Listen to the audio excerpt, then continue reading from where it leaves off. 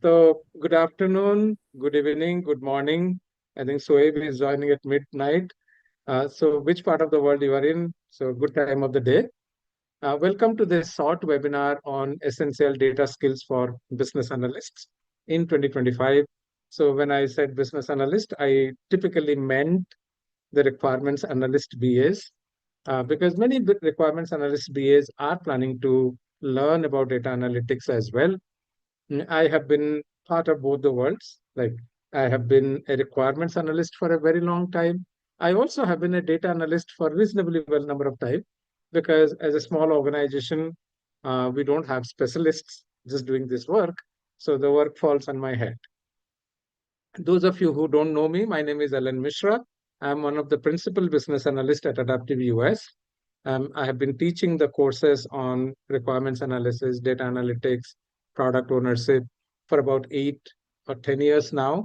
And close to 2,100 of my students have been IIBA certified, which is a great pride factor for me. So in this webinar, what we are going to do, we are going to learn a little bit about uh, if you are planning to kind of extend your work or skill set from a requirements analyst world to a data analyst world. The intent is not to make you a data scientist. That's not my intent. That's not my forte as well. But I can definitely help you to understand a bit more about data analytics side. And there's so much confusion floating around in the market: data engineering, data analytics, data analysis, data science. They're all closely related. But for us, it's primarily about data analytics skills, which is more on the business side, not so much on technology side. Okay. So I believe many of you must be joining from US. I would believe so. I know Soeb is in Australia. Any other country other than US and Australia here? South Africa. South Africa. Wow, very good. What else? Kazakhstan. Which one did you say? Kazakhstan. How do you spell that country name? I will write it on the chat. Yeah, please. That will be helpful. Did you say Afghanistan? Oh, Canada. Yeah. Oh, Kazakhstan. Okay. Wow. Very good. Amitos is in India now. Okay. Hey, when did you move to India, Amitos? Or you have been all along here? You were in Canada for some time, I believe so. Right? Or maybe I'm wrong. Yeah. Okay. Florida. Always in India. Okay. Then maybe my miss. Maybe I thought that you are in Canada for some reason. Okay. No worries. That's fine. Okay. Good. So I'm glad to see so many people joining from different parts of the world. Anybody from Europe? None from Europe? That would be surprising. Usually we get few people joining from Europe. Canada, US are generally given that we will definitely get some people joining from US and Canada. Okay. Norkan says originally from Istanbul, Turkey. Okay, very nice. But no one from Germany or France or UK. Hmm. Okay. Yeah, South Africa again. Okay. Yeah, it's okay. I think Just for my clarification, you're not collecting all this data for tariffs, right? For tariffs? No. I don't have that kind of authority, no. If I have that kind of authority, I don't have to do a webinar tonight or today.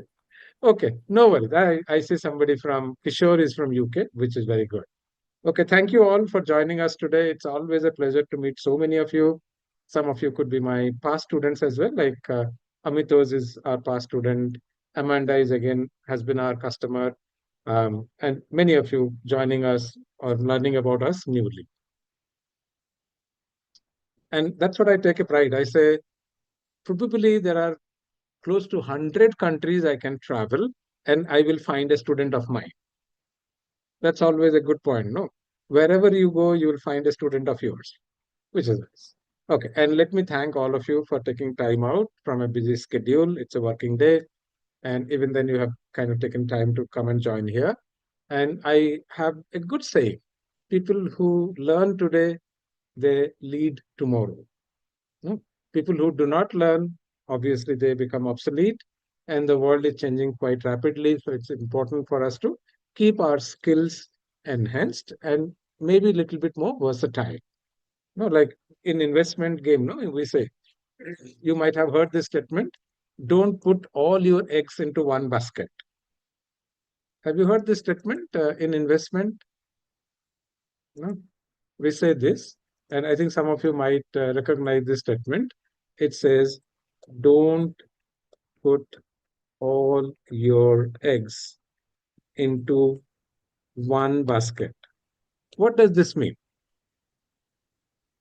It means that you need to have a plan, a backup plan, a backup to the backup, and so on and so forth. I usually go 4 levels deep when I make a plan. Yeah. So essentially, don't try to be only in one skill because the skill could evaporate or maybe reduced sometime in future. And this is what I have been observing for quite some time. Like many of you, you must have observed this trend very well. Do you see many more IT project managers today? Do you see a lot of IT project managers today? Yep. We actually have an IT PMO. Yeah, PMO, not PM. I'm talking of project manager. Yeah, That, we have a IT PMO that has a cadre of IT project managers. well, I'm not denying. I'm not saying they have vanished, but the numbers have dwindled for sure. Because what has happened over a period of time, a lot of automation has come to project management world. A lot of automation has come. Two, the world moved into agile way of working, which required lesser PM effort.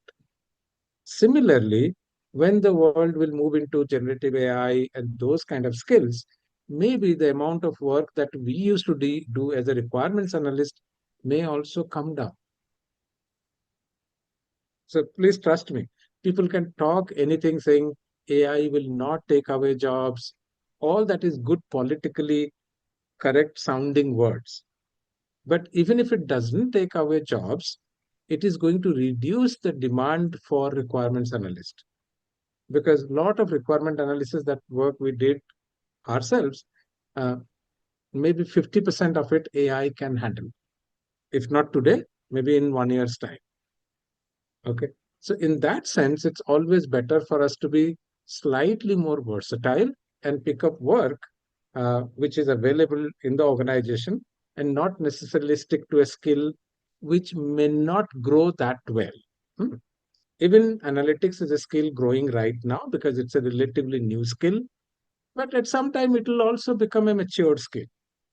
So any skill that I see, for example, say about 20 years back, when I became an ERP consultant, in those days, ERP consultants were paid very high salary because there were very few ERP consultants in the world.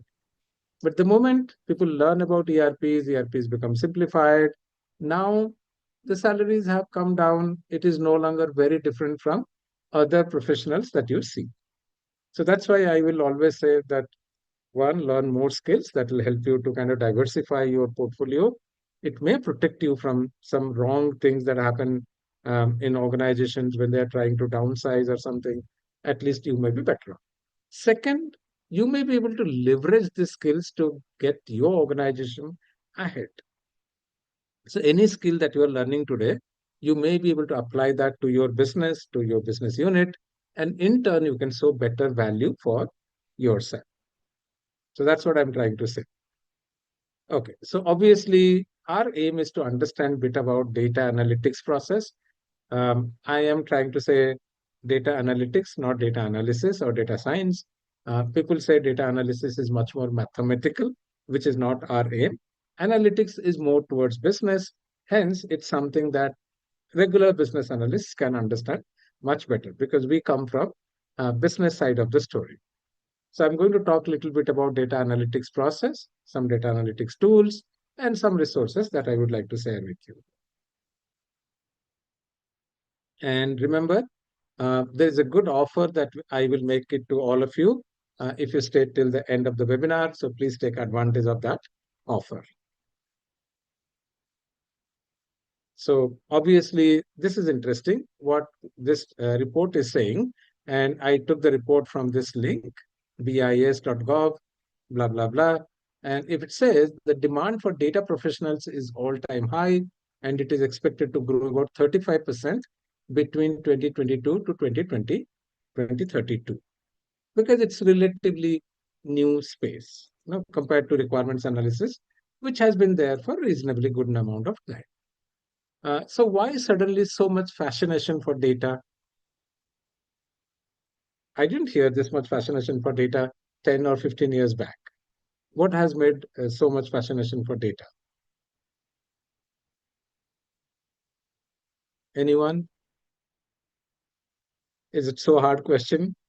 Okay. So if we just look back, and I think many of you may be working for a reasonably good amount of time, and if you see the data capture mechanism, what was the data capture mechanism for computers, say 25 years back?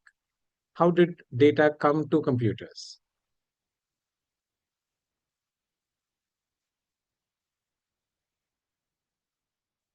Amit? Data entry. Data entry. Correct. So the data came to computers through human data entry. And are we good data entry operators? Like we will capture lots of data very quickly. Are human beings like that? No. It's a Not at time-taking all. process. We don't want. So how many of you want to enter data into a system? Is that something you love? No. I don't. No. No, I doubt anybody loves to enter data into a system. I haven't found anyone. Okay, but this is changing. No? So say about 20 years back, we human beings invented something called internet. No? So as internet came, then came search engines. And these search engines started capturing lot of user behavior data. So if I go to, I trust I can share my screen with you, entire screen, and I can show you data which would be unthinkable, just about 10 years back. I'm not talking of long time back. No? So I go here and just observe the kind of data Google is capturing for us. Not only for us, it's capturing for every company as long as you give permission to Google to capture data. So this is called Google Analytics. And this is very helpful if you are in the field of marketing or if you are in business. You would like to understand how is your company website doing with respect to some time back. Like say, for example, I can take a period which is little longer, so last 12 months. Let's see how our company website is doing. So if you observe this year, we seem to have done much better than last year. And this data is coming to me free of cost, no charges to me. And it's also capturing a lot of data, like what pages are being captured, from where people are coming, what devices they're using. So you can see from which country they come most, like say United States, India, Canada, Australia. Then, oh, now China also, you started seeing some traffic. That's interesting. Usually we don't get much traffic from China. And you can see in what mechanism they're coming, like organic search, direct, referral. So much data is coming to you. This is all because of search engines. Because search engines have started capturing humongous amount of data. Then one more revolution happened, which is mobile. Anyone here who does not use a mobile phone? I doubt. No. So mobile phones also started capturing your location data. So you have now search data, location data. Then one more revolution happened beyond this, which is what we call IoT. And many of you might know this term called Internet of Things.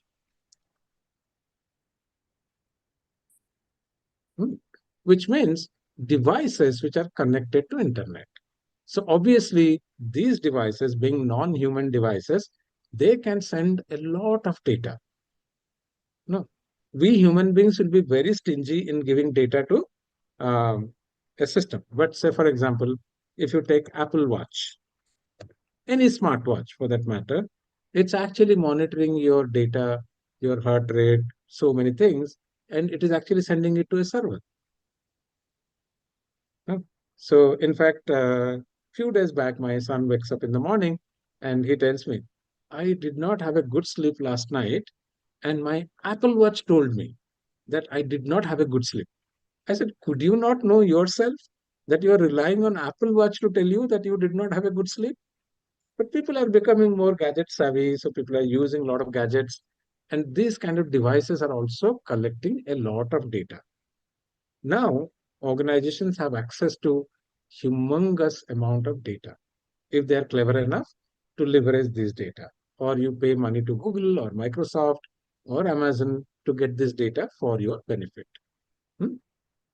And obviously, data can be very helpful in terms of understanding what is happening to your business, which product lines are doing well, which product lines are not doing well, why some product lines are doing well. So many analysis you can do once you have data available to you.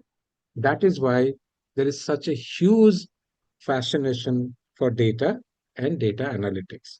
And many of us, being requirements analysts, we are already kind of having a lot of skills like stakeholder management, interacting with stakeholders, convincing stakeholders. So many skills we have gathered, which can also be helpful when you are looking at a data analytics type of work. So that's the reason why what IIBA decided to do, they decided to expand the horizon of business analyst. Okay. So if you look at, some of you may be knowing about IIBA, it's nothing new. So it started as a company primarily focusing on requirements analysts. Okay. That is what we started focusing on because requirements analysis was something that projects were doing, and they believed that having some kind of flavor of requirements analyst will be very helpful. And this is what many of you might have studied as part of Babok and those kind of books. Similarly, IIBA decided to venture into the data side as well. And they said, BAs are also looking at becoming data analyst professionals. So there'll be an extension that will help us to learn about data side of the story. They also thought about product owner. They also thought about cyber security. So there are so many extensions IIB is bringing up, and hopefully all of us will take advantage of these extensions as well, and we will be upskilling ourselves in more than one area because organizations need these skills. Organizations need requirements analysis skill. They need data analysis skill. They need product owner skills. They also need cyber skills. Okay, so that's what is happening over a period of time. Good. So if I look at data analytics side, obviously I will start first with the data analytics process because that is something important for us to understand. And it is slightly different from a requirements analysis process. The tools are also different. The tools that we use in requirements analysis, for example, MSVCO, or Jira, we typically don't use them as part of our data analytics project. We use different kind of tools. So here is a 6-step process that I have written down, like learning the process, learning the tools, getting some help in terms of mentoring, then applying your learning to your organizational work or data. And I would always recommend people who are trying to move into a role uh, to get certified. Once you get certified, it automatically kind of brings up your value in the marketplace or within your own organization as well. And also, of course, those who are looking for a job in a different organization, it's important to learn the job selection process. So first thing is to understand about data analytics process. I'm using the acronym DA. Please bear with me. DA would stand for data analytics. You can also use it for data analysis also, but for my context, it is data analytics. So obviously, as a data analytics professional, there are 3 important things that you need to learn. One is behavioral skills. And the good part is if you are a requirements analyst already, you already are honing your behavioral skills. So it's nothing new that you have to learn. The same set of behavioral skills that you applied there will also apply here. Then, of course, process and tools are something that we need to learn because these 2 areas are different from what we have done so far. So this is the process that this guidebook suggests. Those of you who are a member of IIBA, you can get a free copy of this guide as well. So in case you are not a member of IIBA at this point in time, I would strongly recommend you to be a member. It's one of the finest organizations that we business analysts have built around the world. I have been a member of IIBA for 15 years now. It's been a long time. IIBA is about 20 years old. And all these guidebooks come free to you once you're a member. Not only this, you also get a discount on your exam voucher. There are a lot of webinars that happen which you can also join being a member of IIBA. That's a strong recommendation. So in this problem, what happens is first we start with a question that we want to answer. See, businesses have problems. So maybe businesses are trying to rationalize their product portfolio. When you look at your products, do all products perform equally or some of them do well and some of them don't do well? How is it? Will all products do well? No. Not a guarantee. Yeah, not a guarantee. So some products may be doing very well. Some products may not be doing very well. Then you start investigating what are the products where we are not doing well? What are the regions where we are not doing well? So you start looking at the data and start creating questions saying maybe your decision or the problem that you're trying to tackle is, are there regions where we are not doing well? If there are some regions where we are not doing well, what can we do to improve our presence in those regions? So those are the questions that the management is like looking for answer. And obviously, like one of the data analytics project, I can give you a very clear example is my work with a client where we were solving support tickets for a client. And what we observed is the amount of effort we estimate to do the work and the actual effort, there is a huge gap. Like we estimate 10 hours, the actual turns out to be 30. Sometimes we estimate 20 hours, we take 5 hours. So there is a wide variation in the estimation and actual. That's something not nice. No, the customer starts questioning you, why are you estimating so high? Or if we underestimate, we lose money because we told the customer that we will do it in 10 hours, but we are taking 20 hours. So those extra 10 hours are on us. Or if you overestimate, again, the client is unhappy because they will say, oh, you really took 15 hours, but you charged me 30 hours. So obviously the company would like to have an estimation done, which is reasonably close. Nobody is saying you estimate 100 and it is 100. That's not practical. But if you estimate 100, the actual should be between 90 to 110.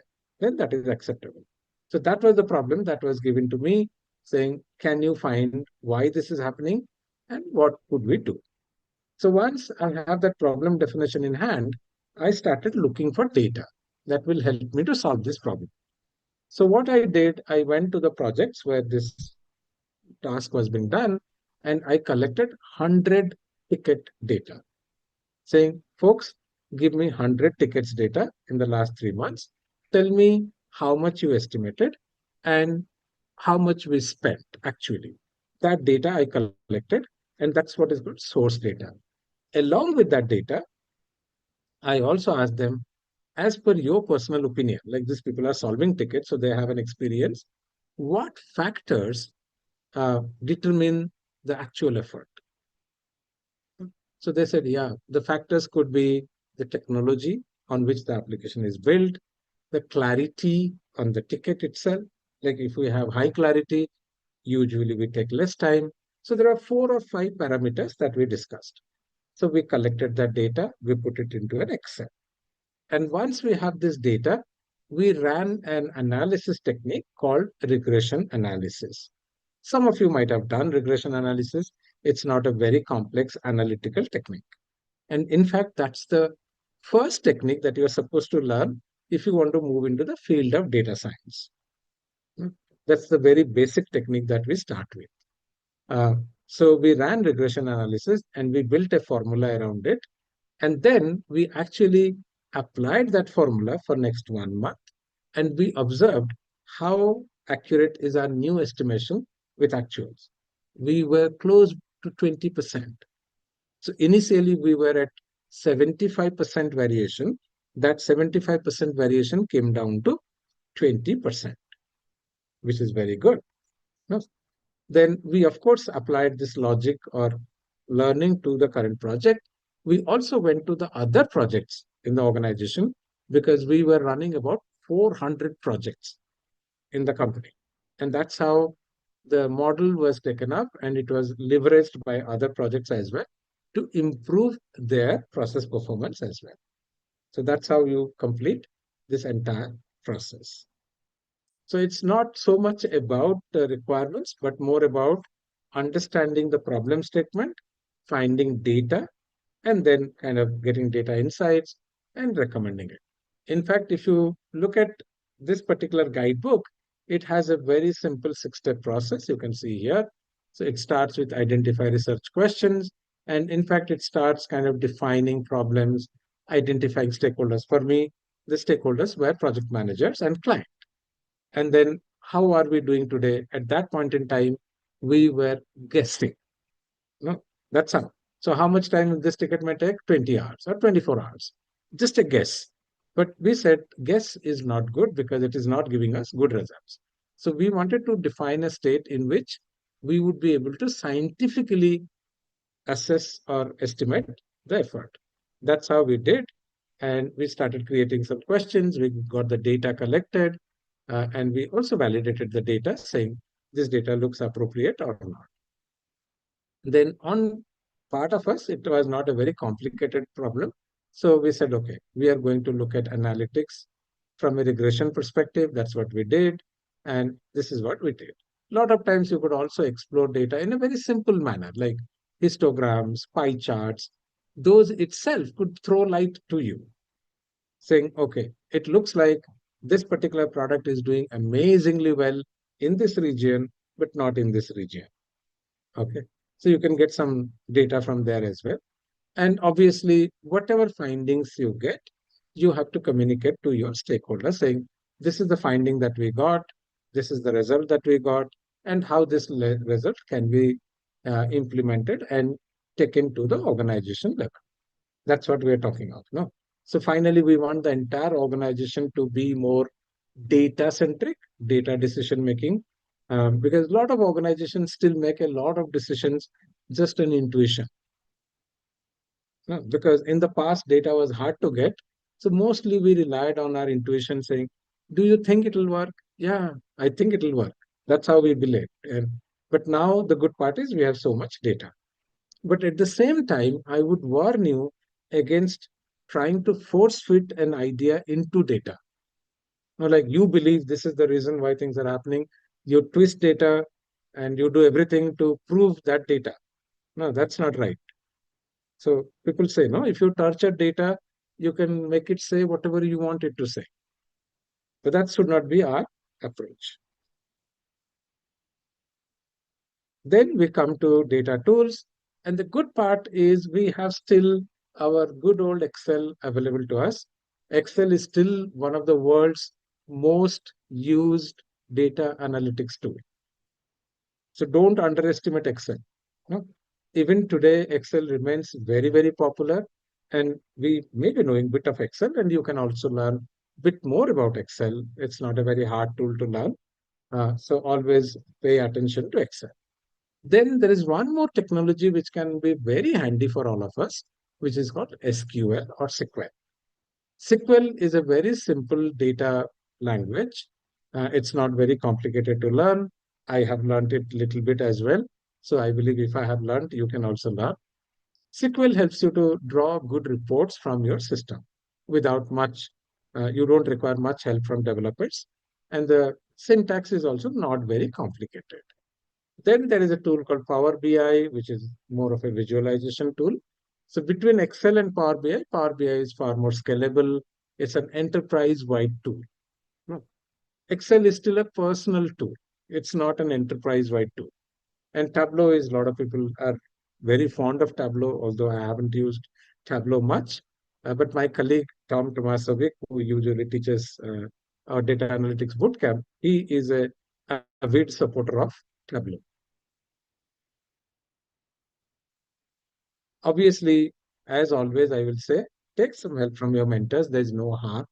And if you have a guide and mentor, like in our case, the guide that you get to work with is Tom Tomasovic. He's an amazing gentleman, has about 35 plus years of business analysis experience, and I can show his profile to you on LinkedIn as well. And you can see his credentials, and he's an amazing tutor for data as well. So this is Tom Tomasovic. So because he wants to specialize in data, I said, go ahead and do it. No, I cannot specialize in everything. Okay. So he comes from MIT, which is, I think, one of the finest engineering colleges in the world, or technical colleges. And he is full time into IIBA certification training. He does ECBA for us as well. And he does a lot of training on data side stories as well. And you can see so many things he does on data side. So this is the gentleman who will be guiding you in the data side of the story.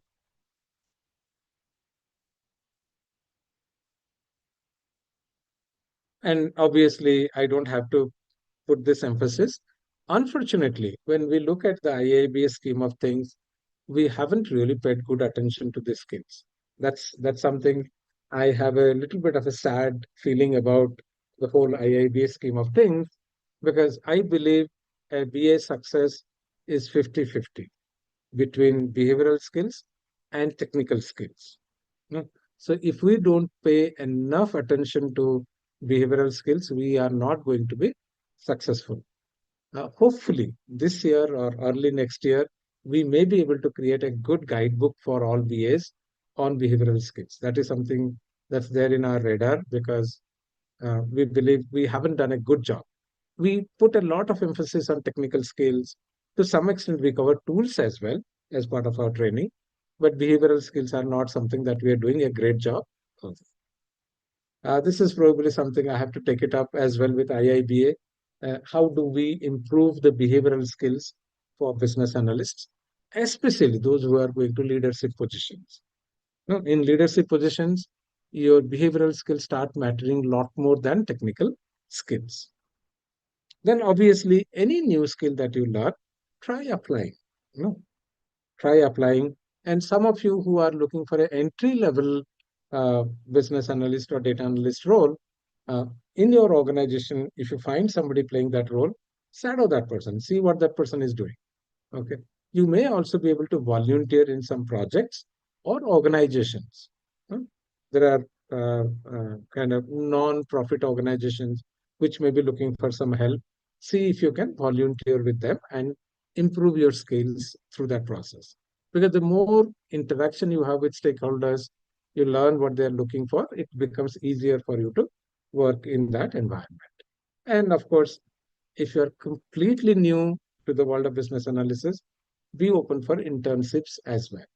No, at least even if they are not paying you money, they are making you learn the scheme, learn the process, and that could help you to find a better job.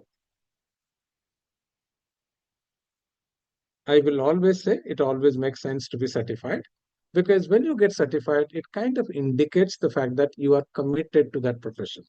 So if you want to become a data analyst, getting CBDA certified will make a lot of sense. No? Because this particular certification is focused on data analytics. So obviously, it indicates that you understand the basic process, you understand the techniques, and tools are something that is, of course, not offered as part of certification, that you have to take it separately. And I have seen this, like I've seen enough number of people talking about it and seeing that, okay, because they got certified, they found amazing value from the process. So maybe if you folks have a minute, I will play a video that I received about 2-3 days back from one of our past students. But let me see if I can share that sound with you. That's always my problem. Yeah, I can share. Oh, good. So this gentleman's name is Matthew Welburn, and he did 3 certifications with us: ECBA, CCBA, and CBAP. Not CBDA yet, but I'm kind of convincing Matthew that look at CBDA as well. as you are trying to grow up in your professional career. So those who want to become a leader must be a bit more versatile in their skills. No, you can't be only one skill and become saying, I want to be a leader. So just watch Matthew speaking about his experience. Hello, my name is Matthew Wellborn, and I'm a certified business analyst professional, and I received that certificate back in January of this year. And as I look back over the course of 4 years, when I really began this journey of studying business analysis and what it really means, I can honestly say I would not be here if it were not for the training I received from Adaptive US to receive all 3 business analyst certificates from the IIBA. And of course, I wouldn't go as far as to say that in order for you to be a successful BA, you have to have all 3 of these certificates. But for me personally, I never had the degree to match the information technologies roles that I'm in now. I didn't have a computer science degree. I didn't have years of coding. I know enough SQL to be dangerous, but that's about it. And I was in a small SaaS company when I first became a business analyst, and just after 6 months, it was April of 2020, so height of COVID-19, they unfortunately had to let me go.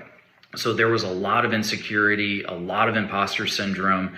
I don't know what business analyst is really about. So in my next role, I got a business analyst job, and I was speaking with a coworker, and he said, hey, there's a company called Adaptive US who can partner with you and really give you that foundational knowledge to help you on your journey. And so I received my ECBA, I received my CCBA, and now I receive my CBAP. And the success of these certificates have brought really haven't been for the companies that I work for, they're really for me. And they've helped me grow in my skill and my confidence. And I'm showing these companies that though I may not have the degree or years and years of coding, I'm dedicated to this philosophy, and I have the tools and I have the knowledge to be the best business partner I can be, to bridge that gap between the business and IT so that we're delivering what brings the most value. And just because I have a CBAP doesn't mean I perfected the art by any means. Every day I'm learning something new, I'm growing.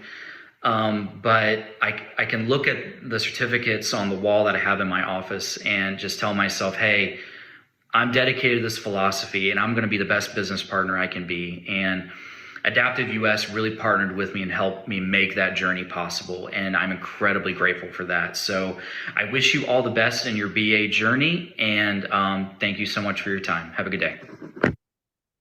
So if you look at Matthew, what he has achieved is amazing, actually.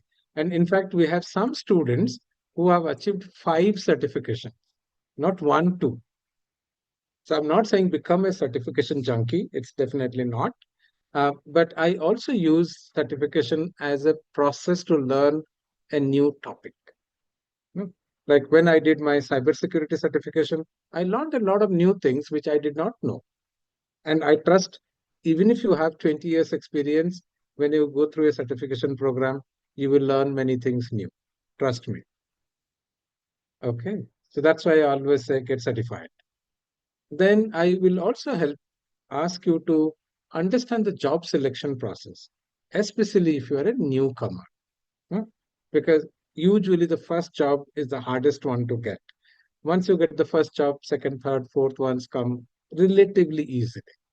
And it is very important that you start writing a very professional resume. And unfortunately, I still see a lot of people with 10, 15 years of experience writing a resume which is ineligible. You don't read it very well. It's not formatted well. Please don't do so. There are good many tools available today which will give you a fantastic, good-looking resume. So please pay attention to that. I believe all of you are on LinkedIn. If you are not on LinkedIn, do create a LinkedIn profile. Today's companies, recruiters look at LinkedIn as a primary source of recruitment. So kind of update your profile, make it complete, and then also participate in different groups. Because you can observe that many people are part of these groups, they're observing the discussions.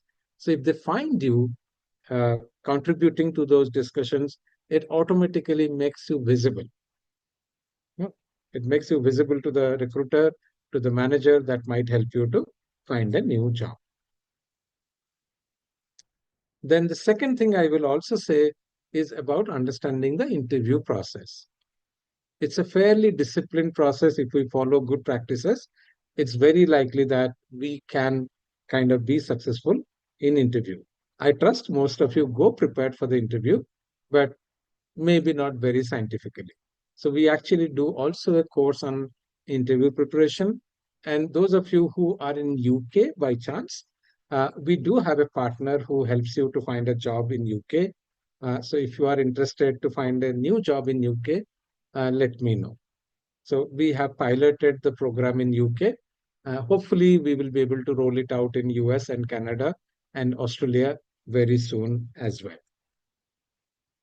So we are always trying to be of as much help as possible to our students. And we have been on constant lookout for partnering with multiple human resource consulting firms. Because at the end of the day, many of our students are indeed looking for jobs, and having partnerships with these companies can be helpful. I trust most of you know a little bit about us, so I'm not going to spend much time. One thing I would like to announce is recently we announced a product called Masterclass Lite. So these products come with all digital resources that we have, plus access to live training. And they come at a far, far cost-effective price. Like ECBA comes at 280, CCBA and CBDA come at 420, and CBAP comes at 550. So these are much lower compared to our live master classes. Of course, master classes also come with success guarantee and office hours, but in case somebody feels he or she is very confident of passing the exam on her own, and you can, if you are paying attention to the class, you're doing the questions, you should pass. So a little bit about us. I think we've been in business for about 8 years now, got about 2,100 certified professionals. And I think we generally deliver about 100 courses a year.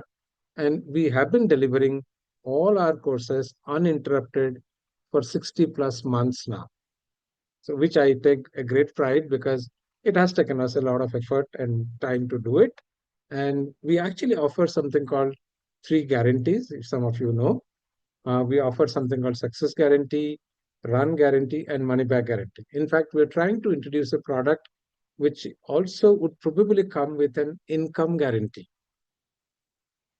Okay, that's something we are working on, but we still haven't finalized the modalities. But that's something we are again working on, helping people to increase their income at least by 50% in about a year's time. That's our goal, that we would take you to the next level.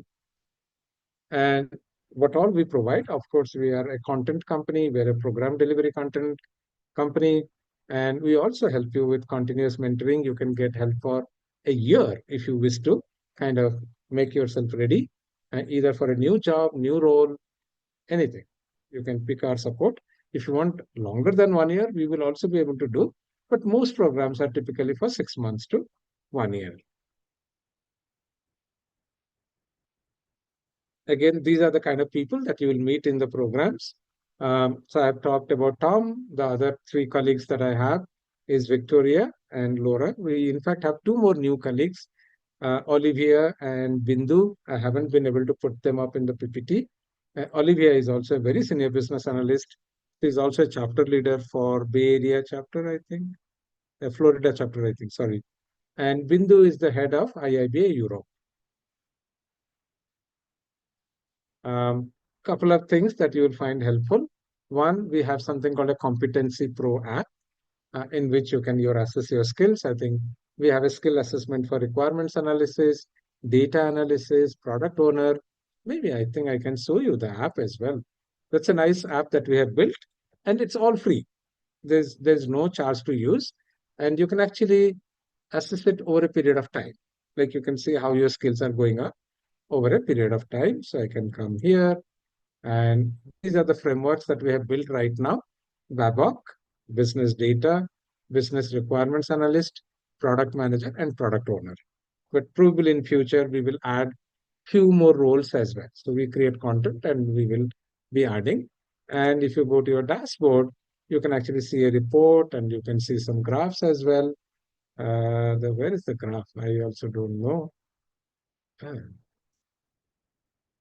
Maybe somewhere they had kept a graph, or maybe they decided to kind of make it more tabular for some reason. and you can export these assessments and keep it with you. And then we also have a portal called thinkific.adaptiveus.com. That's a portal for all our learning resources. And those of you who are interested in CBDA, for example, you can also go here and find, I think, 50 free questions for CBDA. So this is a student account that I have logged in. So there's so much content. And for every standard, we have a trial mode in which you get a bit of content, bit of questions. You get it as part of that particular course. Then coming back, there's also a nice book on all standards together.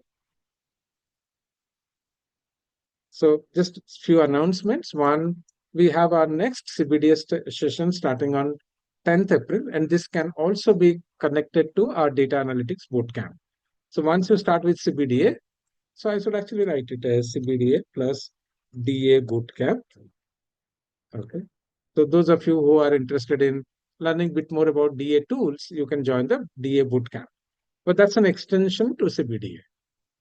And the next one is again in May, which is 4th May. So this is the weekday program and this is the weekend program. And then in case you are also planning to take any IIB examination, you could get some discounts on exam vouchers as well. But for that, you have to be our student. You simply can't buy a voucher.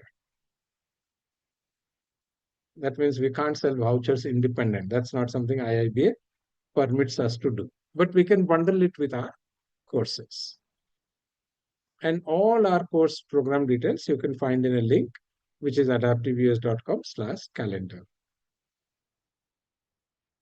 Okay, so this is again important slide for you. There is a coupon code for CBDA, which is CBDA 300. And this you can get it on ultimate plans. So ultimate plans come with unlimited access duration, longer support duration, like 1 year duration support, and there is no restriction on the time frame in which you can utilize the resources. And by applying this coupon, you can get $300 off on the ultimate plan itself. So that almost takes care of your examination fees. For CBAP, of course, it's a lot higher. 550, CCBA is 500, ECBA is 300, and AAC is again 300. So please make a note of these coupon codes in case you want to buy something in near future. This is what we do. Okay. And the final slide, which also contains our contact details. Like the best email ID to reach us is CS, customer success, @adaptiveus.com. And this is our toll-free number as well. So this is what I wanted to speak with you guys today. Are there any questions that you would like to ask me? You can put it in the chat as well. I can pick it up from there. Or many of you have enabled you to speak as well. Let me just go back and see whom all I have. Okay. I'm trying to make everybody speak. Okay. If you want to ask me verbally, it's also fine. No? I think just check if your mic icon is updated. That means it will allow you to speak. Okay. Yeah, I think I have enabled almost everybody. No, there are a few more as well. Peter, Philip, okay, Precious, Raffle, Rodika, Sana. Sana Dandia. The name sounds familiar. Okay. Yeah, please go ahead. Anybody would like to ask me any question? Can Not we only review this. this recording late? I put mine in the Sorry. chat. Okay. 1 second. We are recording and we will give you the recording as well. Don't worry. But it may take a day to come to you because our ops team will pick it up and give it to you. Okay. Other than the recording question, is there any other question?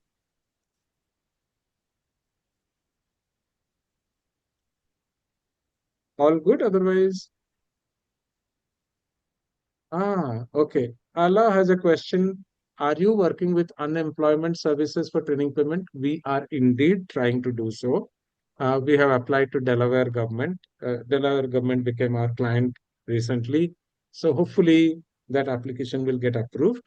Once we get it approved in Delaware, then we have a request from Montana. So we will go to Montana, then gradually we'll try to cover other states as well. But we are a very lean organization, so we don't have that kind of an administrative bandwidth to go and approach all 50 states at this time. But over a period of time, we will definitely try to connect to many more states and do it through them.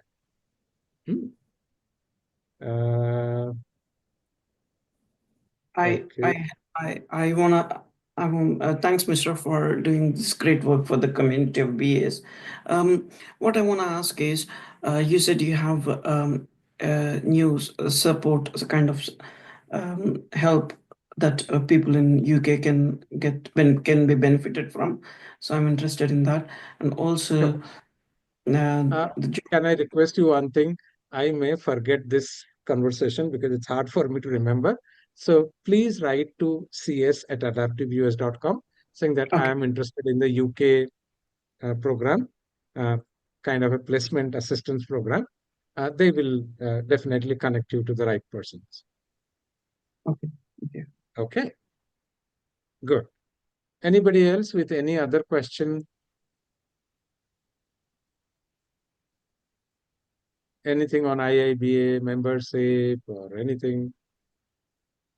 Okay. Marna wants to the links. Which links I want you to post? The calendar link. Maybe I'll put the calendar link. That's what I showed you. You mentioned a few links, I think a few slides back, like your where you can track the CDUs and things like that. That application. Okay. So let me also give you that. It's competencypro.com. Yeah, I put it in the chat as well. Okay. Any other question? Anybody else? All good? Okay. Thank you, folks, for joining us today. It's always a pleasure to know so many people, and I'm really blessed that I have been able to kind of speak to at least 10,000 BAs. That's a good number of BAs that I have spoken around the world, and many of them have done fantastic in their work career. So I'm lucky that I could contribute a little bit to them. And hopefully we would get an opportunity to meet with each other. And also let me kind of tell you, there's an interesting offer. I think Kristen has asked how many weeks for boot camps. Typically, including CBDA, it will run for about 4 months, 4 to 5 months in that time frame. But it'll get done within 5 months. And it's not very hectic. So we do usually one session a week. We don't do like cramped up boot camps. We don't want to do. Those of you who sign up for a course in recent time, there is a free ticket for BBC 2025. That ticket is about $2,400, but that's a lucky draw. We have one free ticket to give, so maybe you are the lucky one to get that ticket. Yeah. So are you saying that the CBDA boot camp, you do it for 5 months, it's about one live class a week, and you should be able to complete and be ready for the exam within the 5 months? I'm talking of that data analytics bootcamp. The CBDA would only be 4 weekends, and maybe you will take another 4 weekends. So we were 2 months, 2.5 months to complete the course and get certified. Okay. Ellen, what is the difference in the contents of these two, the bootcamp and CBDA? For the CBDA is just pure theory, the data process. Okay. The bootcamp also comes with tools, like we will teach you SQL, Excel, Power BI, Tableau, resume preparation, interview preparation. All that comes as part of bootcamp. Right. So that is a more practical work. Yes. The bootcamp itself. Yes. Noted. Thank you. Yeah. And I think Iris has a question for ECBA. the classes get over in 5 weekends. Sometimes there may be a little gap between the sessions also, but these are 5 weekend sessions. For ECBA, for CCBA, it is 7 weekend sessions. For CBAP, it's 9 weekend sessions. Okay. Great, thank If you. anybody is looking at ECBA, let me give you an update. The ECBA program will change in mid-July. So in case you are keen on taking ECBA, please try to give the exam by mid-July. Because post mid-July, the content and the question will change. That's what we have heard from IIBA. And in fact, I have been a little bit unhappy about the whole thing being addressed, because it looks like we have made ECBA content 3 times larger than CBAP content. That's what it appears to me.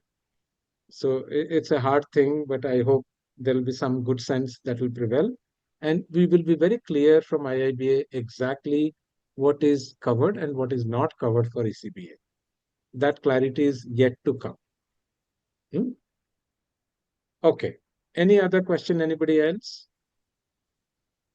If you are doing the CBDA guided learning, how many hours, total hours of prep work should you expect to put in for the exam? For CBDA, it's about 60 to 80 hours. Okay. Between 60 to 80 hours, you should be able to write the test. Okay, I think Rafael has a good question. In the recent introduction of AI tools, how do you see the future of business analysis and the BAs? Of course, I think the expectation on us will increase. It's very natural, because business will expect us to be more productive. Now, because you have tools in hand which can make you productive. So if your productivity does not improve significantly, you are at a disadvantage. So it's something like this. When you had a horse cart, you could go at 20 miles per hour. I'm just giving an example. You got a motor car, you could go at 100 miles per hour. And that time somebody says, no, no, no, I will continue to move at 20 miles per hour. What happens to that business? So make yourself more productive by learning AI tools. In fact, for business analysts on the requirement side, we do have a course called Generative AI for business analysts. Take a look at that course.